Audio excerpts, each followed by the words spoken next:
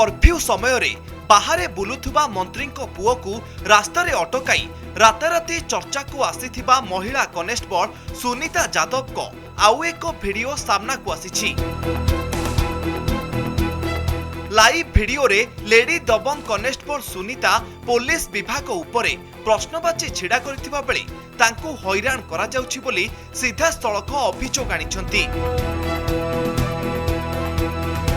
एपरिकी तांकर प्रतिटी गतिविधि उपरे नजर रखा जिबा सह तांको परिवार को हैरान करा जाउछि बोली कहिसंती सुनीता। तथापि पछको हटि जिबार प्रश्न उठुनी। ए लड़े एका लड़ीबी बोली दंभ देखाइछंती सुनीता। आउ जदि मोर जीवन चली जाए तेबे मोर मृतदेह को त्रिरंगा रे घोड़ाई श्मशान को नहीं जिबे बोली कहिसंती सुनीता। मंत्री साहब के लड़के के जो दोस्त लोगों ने जो गलती करी, मतलब उन्होंने जो किया उनकी सजा उनको मिलनी चाहिए, उसके बजाय मुझे क्यों मिल रही है? मतलब जिन्होंने गलती करी वो बाहर घूम रहे हैं और मैंने कुछ नहीं किया।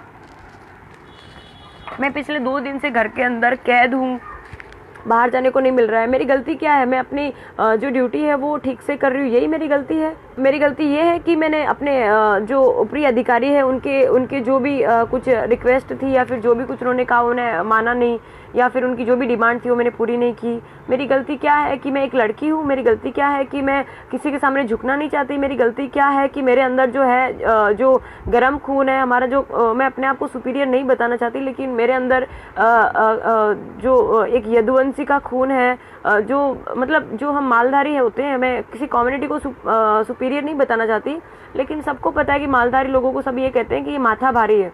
हम क्या करें? हम लोग की कोई गलती नहीं, हमारे अंदर खून ही ऐसा ही है।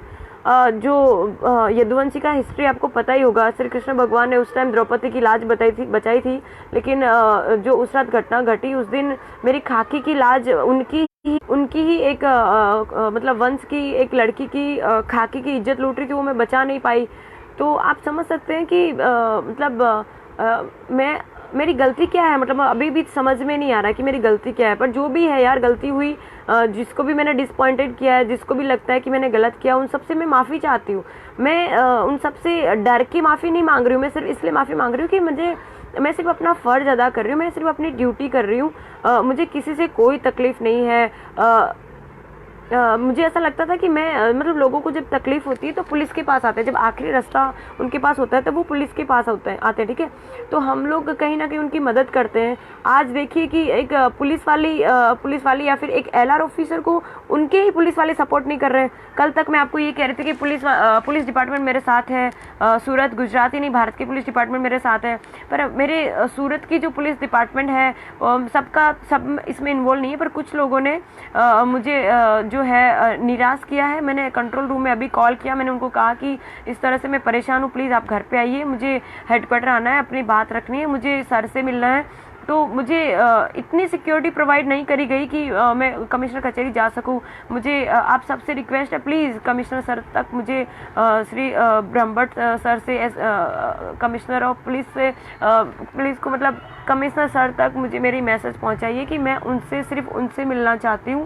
अगर वो नहीं मिल सके तो प्लीज़ मैं DG सर से रिक्वेस्ट करती हूँ, director general of police, director general of NCC, army chief, उन सब से मैं रिक्वेस्ट करती हूँ कि सर प्लीज़ मेरी हेल्प कीजिए, प्लीज़ हेल्प मी, मैं बाहर निकल सकूँ। मुझे बहुत कुछ करना है, मुझे किसी से डर नहीं, किसी के बापू का डर नहीं है। मुझे ना ही मंत्री साहब से डर है, ना मंत्री साहब के बेटे से डर है, ना किसी समाज से, ना किसी बोलते हैं ना किसी कम्युनिटी से डर है। मुझे किसी का डर नहीं है। बस मुझे डर इस बात का है कि आप लोग जो मुझसे शायद परेशान हुए या मुझसे कोई गलती हुई, मुझसे हुई है, प्लीज़ मेरे परिवार वालों को बख्श दे, मेरे परिवार वालों को परेशान करना बंद करें प्लीज़। आप सबसे हाथ जोड़ के रिक्वेस्ट है कि प्लीज़ मेरा मैसेज ऊपर तक पहुंचाइए। मैंने कोशिश करी है ऊपर तक मेरी बात पहुंचाने की।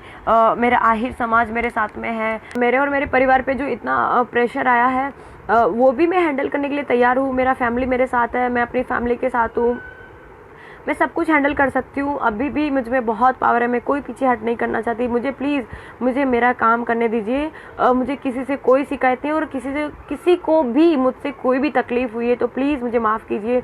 मेरी पार्किंग में खड़ी टू व्हील की फ़ोटो ली जा रही है, उसकी जो है नंबर प्लेट नहीं है, और मतलब मैंने रॉन्ग साइड में गाड़ी चलाई है। अगर आप औरतों की इज्जत करेंगे, उनको मान सम्मान देंगे तो ही हम कुछ कर पाएंगे, ठीक है। तो मैं तो फिर भी जो परेशानी मुझे अभी हुई है और मैं उस सिस्टम से लड़ रही हूँ, समझ रही हूँ, मैं ऊपर वाले से दुआ करती हूँ कि मुझे अगले जन्म में बिटिया मत बनाइए प्लीज़। मुझे अगले जन्म में शायद, मैं पता नहीं इंसान का जन्म मुझे मिले ना मिले, लेकिन अगला जन्म अगर मुझे आप इंसान का दो तो मुझे बेटी मत बनाना, क्योंकि मैंने हर जगह से तकलीफ़, हर जगह से धोखा, हर जगह से मुझे सिर्फ विश्वासघात ही मिला है। लास्ट रिक्वेस्ट है कि प्लीज़ मेरी हेल्प कीजिएगा।